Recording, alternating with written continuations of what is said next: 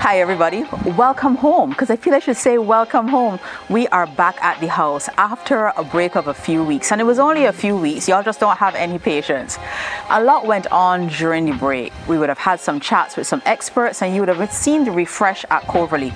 But also what was happening were discussions with our valuer and the bank, because now your girl got some money, the work can start back, and it is starting back at full speed.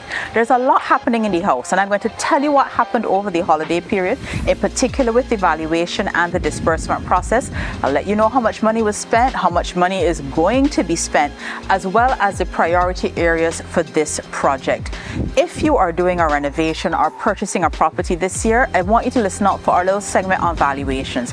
I really want to make sure y'all understand how they work and how they impact your purchase decision and the bank's lending policies. I'm Kelly Johnley, and this is Bajan Renovation.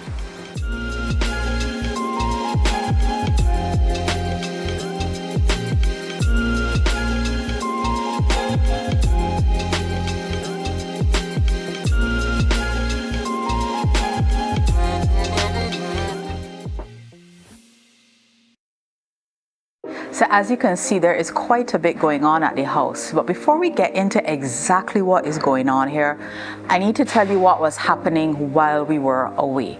So work on this project stopped around the 12th of December. And contrary to popular belief, they didn't start working because it was Christmas. They started working because we ran out of money. And the rainy day fund that I was holding to keep the site going, I had to immediately divert to the refresh at Coverley. We did that together. So the refresh at Coverley, to bring you back up to speed, included a few things. A significant deep clean, which the security deposit did cover, and the security deposit also covered the outstanding utilities, but it was also an opportunity for us to do some repairs that needed to be done. Some of them minor, some of them major, which have been deferred, but the drawers and the cabinets were all out of alignment, so a carpenter came in to do some work. We had to change the locks. We had some other cupboard doors, like in the kitchen, that needed to be screwed back in. In addition to that, I also had to get some furniture. Now, the question is getting furniture for a rental a nice to have or a need to have? I definitely had to change the sofa. So you know, we brought in the nice love seat from Designer Decor, but at the same time, I tell people how you invest and present your space really does affect or influence the dollar that you will get for your rental.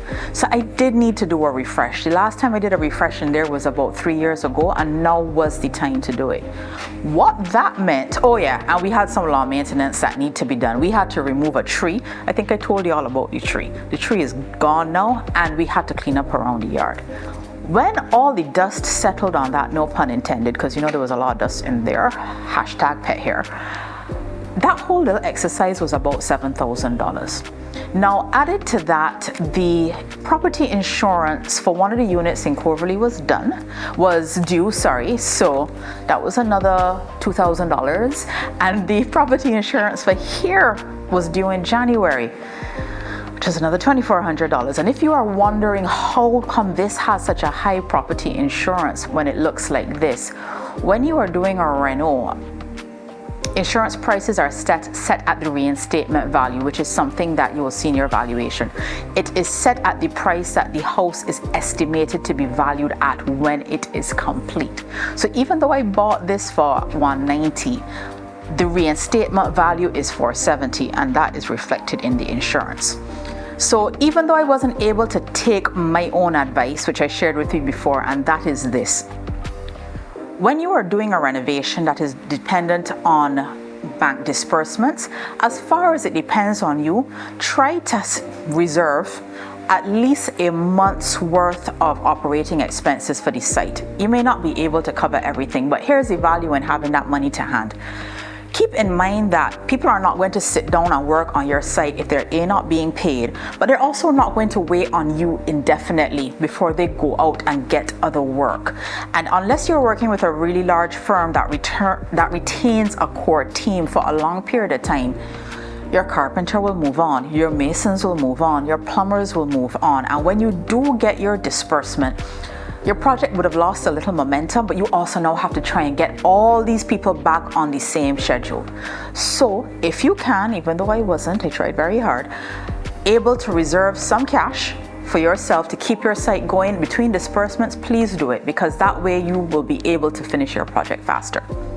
Now, I hinted at the valuation. I'm going to share a bit about valuations because whether you are purchasing a new property or what I call a move-in ready property, or you're purchasing a fixer, it is really important that you understand the difference between the valuations for those properties and how they influence how your property is financed. For a completed property, the valuation determines the market value of a fully constructed property to justify the purchase price and secure financing. For renovation disbursement, it is used to assess both the current value and the anticipated value after renovations. Banks use this to determine how much to release in stages as work is completed.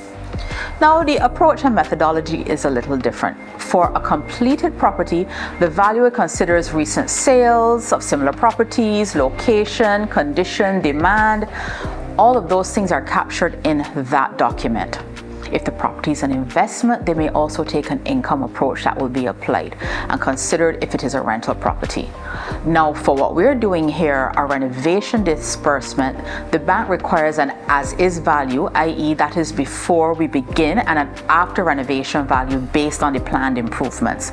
The valuation may use a cost approach, considering how much it would take to rebuild or upgrade the structure. And since funds are released in stages, progress valuations like the one we had to get done over the holidays may be needed at key milestones, i.e. when you need money. Now, things to consider. For a completed property, structural integrity and condition, land value, location, market demand, and recent comparable sales are very important. For a renovation disbursement, scope and cost plan of renovations, contractor estimates and timelines, quality of materials and finishes, the costings for these, and of course the projected increase in value once all of this now is complete. Now, how does this affect financing? A purchase valuation helps determine the loan amount the bank is willing to provide up front. So you're going to have to come with all of your quotations if you're going to be doing a renovation. And the renovation valuation influences how funds are dispersed in stages, ensuring that the investment enhances the property's value before additional financing is granted. That is how me and the bank get away. I got a little carried away with my version of the renovation. Now, if you're working on a renovation, it's crucial to provide the bank with detailed project plans, which Kelly did not do, and cost estimates to ensure smooth fund disbursements.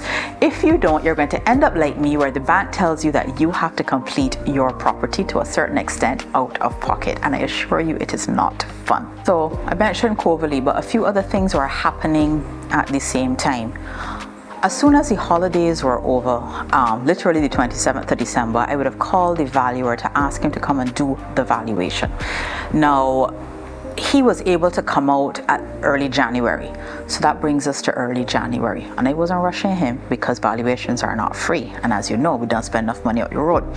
He came early January, and I would say maybe it probably took 10 business days to get the valuation together. And if you're wondering, just very broadly speaking, what he is doing when he comes, he is trying to quantify the value of the work that has been done on the property. He's also trying to assign a cost to any materials that have been purchased while but not yet installed or placed in the house. So let's say if I had lumber and concrete and all these things in storage, he has to assign a value for that, because he needs in his document to give to the bank an account of how the funds were used, but also what the value of the property was. So when that valuation goes to the bank also sends a team member here. In this instance, it was actually my loans officer, who comes down just to do a general inspection to make sure that, for the most part, what is captured in the valuation is actually reflected in the property. So she came down, and together we were able to have a very interesting discussion. Now, y'all may remember I was brought to a Christian understanding last year when long story short, I let down too much of the house and wasn't able to get the disbursement at the time that I thought I was going to. And out of pocket had to do some of the closing up of the house, but more significantly put on the roof. Now, what was fortunate for me is that the value of the property now with the roof on satisfies the bank's financial interest, meaning that God forbid something happened and they had to take back possession of the property, they would be able to sell the property at a price point that they can recoup their interest, i.e. all the monies they have dispersed to me. However, that does not mean that I can go and do as I like, unfortunately. But before I get to that, they came here, the bank came, we would have had some discussions back and forth with the valuer to make sure that the anticipated work and expenses were reflected accurately in the document. And once that was settled, I got my disbursement. Based at the time that you're probably going to be watching this for the first, I would have gotten the disbursement about 10 days ago, went to the bank 2 days later, was able to sort out the contractor, and action started again. Now, my valuation says that it will take $51,000 to bring this property to what the bank calls a practical completion. Now, this is excluding furniture, fixtures, fittings, equipment, and what it really means is that the house needs to get to a standard where it can pass a town and country planning inspection, which will then allow the bank to release the property to me and also allow us to convert the property insurance from a contractor's all risk to a regular homeowner's policy. So with the $40,000 that they gave me, it is with the understanding that Kelly will put in the other 11 and finish the property. But more specifically, I need to use this money for certain things. The doors are going on next week. The interior is being slicked. You can see the door frames are being put in. You can see the team is busy at work. The electrician is quietly behind the scenes, making sure he's running different cables because the walls are being sealed in. The floors also have to be tiled. The kitchen has to come in. The bathroom has to be functioning. That is what the bank is interested in. The bank is not interested in my bedroom cabinets or cupboards. They're not interested in my landscaping. They do not care what light fixtures I have. Once I have a lights, they're not interested in my landscaping.